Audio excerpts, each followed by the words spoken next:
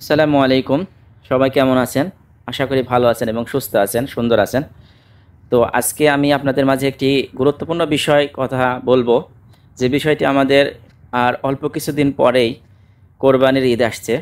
তো কোরবানির ঈদে আমরা যে ভুলগুলো সবাই করে থাকি, আমাদের একটি ভুল যেটি আমরা মনে পোষণ করি যে সবার সাথে কোরবানি দিচ্ছি আমরা, আমাদের কোরবানি হবে কি না।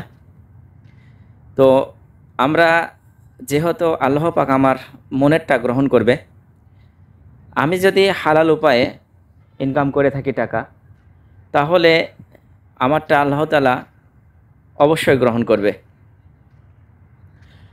তো অনেকের মনের ভিতরে একটি ভুল ধারণা আছে আমাদের, যেমন আমার বাড়ির থেকে মাঝে মাঝে এই কথাটি বলে যে 7 ভাগে কোরবানি দিলে 7 বছর দিলে নাকি একটা কোরবানি হয়। আসলে এটা কিন্তু না। 7 ভাগে কোরবানি দিলেই কিন্তু প্রতি বছরই আপনার একটি করে কোরবানি হবে। তো অনেকেই আমরা এই ভুল ধারণাটা আমাদের মনে পোষণ করি। একটি বিষয় আমরা সবসময় মাথায় রাখব, যাতে আমাদের মনের ভিতরে কখনো অহংকার না আসে যে আমি এত টাকা দামের কোরবানি দিচ্ছি বা অমুক এত টাকা দামের কোরবানি দিচ্ছে, আমিও দিব।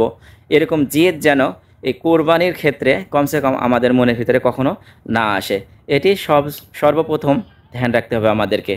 কেননা এরকম জেদে জেদি করে কোরবানি করলে কখনোই আল্লাহ তাআলা তার কোরবানি কবুল করবে না।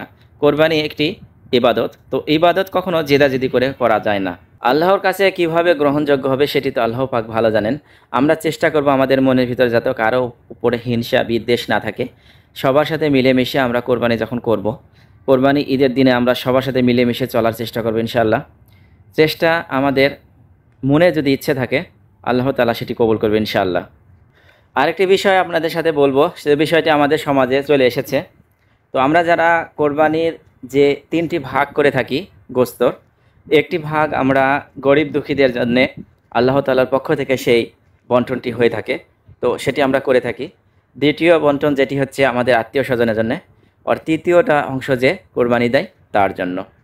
তো তারপরে আমরা যখন সেই কোরবানির ভাগটা করে, অনেকেই সেই কোরবানির গোস্তটা নিয়ে থাকে যেটি গরিব দুঃখীর ভাগ, সেখান থেকে অনেকে যারা কোরবানি দেয় তাদের বাড়িতেও দেওয়া হয়। তো অনেক জায়গাতে এরকম এই কাজটি চালু রয়েছে। তো এটি একটি জঘন্যতম কাজ। যেহেতু আপনি কোরবানি দিয়েছেন, গরিব দুঃখীর হক আপনার হক না। আপনি কোরবানি না দিলে সেই হকটি তার। এখন সমাজে আবার অনেক লোক দেখেছি যে কোরবানি দিলে গোস্ত কম পায় আর কোরবানি না দিলে বেশি পায়, তাই অনেকেই কোরবানি দিতে চান না। তো এরকম কাজ কখনোই কেউ করবেন না, কারণ কোরবানি একটি ইবাদত। আল্লাহ তাআলার পক্ষ থেকে আমাদের উপর ফরজ করা হয়েছে, আমাদের যার অর্থ সম্পদ আল্লাহ তাআলা দান করেছেন তার উপরে। তো অবশ্যই আমাদের উপর যদি সেটা ফরজ হয়ে থাকে, আমরা চেষ্টা করব যে কোনো আমল আমার উপরে যখন ফরজ হবে সেটা আমি করার চেষ্টা করব। কেননা আল্লাহ তাআলার আইন আমাকে অবশ্যই অ্যাজ এ মুসলিম হিসাবে আমার মানা অত্যন্ত জরুরি।